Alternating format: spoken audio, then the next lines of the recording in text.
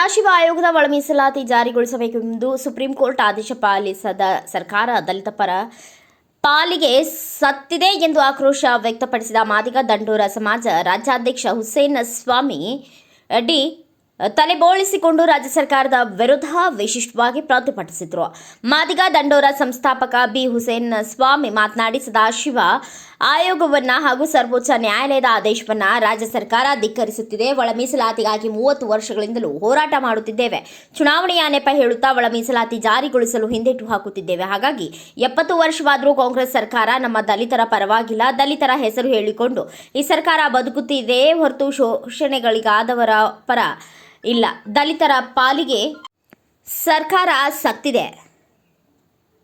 ಅದಕ್ಕಾಗಿ ತಲೆ ಬೋಳಿಸಿಕೊಂಡು ಸರ್ಕಾರಕ್ಕೆ ಮುಡಿಕೊಟ್ಟಿರುವೆ ಎಂದು ಆಕ್ರೋಶ ವ್ಯಕ್ತಪಡಿಸಿದರು. ಜಿಲ್ಲಾಧಿಕಾರಿಗಳು ಕಚೇರಿಯಲ್ಲೇ ಇದ್ದು ಮಾದಿಗ ದಂಡೋರರ ಬೇಡಿಕೆ ಮನವಿ ಪತ್ರ ಸ್ವೀಕರಿಸಲು ಅಪರ ಜಿಲ್ಲಾಧಿಕಾರಿ ಅವರನ್ನು ಕಳಿಸಿರುವುದಕ್ಕೆ ಪ್ರತಿಭಟನೆಯ ನೇತೃತ್ವ ವಹಿಸಿದ ಹುಸೇನ್ ಸ್ವಾಮಿ ತರಾಟೆಗೆ ತೆಗೆದುಕೊಂಡಿದ್ದಾರೆ. ಜಿಲ್ಲಾಧಿಕಾರಿಗಳ ಕೋರ್ಟ್ ನಡೆದಿದೆ, ಹಾಗಾಗಿ ಅವರ ಪರವಾಗಿ ನನ್ನನ್ನು ಕಳಿಸಿದ್ದಾರೆ. ನಿಮ್ಮ ಮನವಿಯನ್ನು ಮೇಲಾಧಿಕಾರಿಗಳಿಗೆ ತಲುಪಿಸಲು ರಾಜ್ಯ ಸರ್ಕಾರಕ್ಕೆ ಹಾಗೂ ರಾಜ್ಯಪಾಲರಿಗೆ ತಲುಪಿಸುತ್ತೇವೆ ಎಂದು ಹೇಳಿದ ಬಳಿಕ ಮನವಿ ನೀಡಿದರು. ಸಂವಿಧಾನ ಸುಪ್ರೀಂ ಕೋರ್ಟ್ ಕೊಟ್ಟಿದೆ, ಸುಪ್ರೀಂ ಕೋರ್ಟ್ ಆದೇಶ ಮಾಡಿದೆ.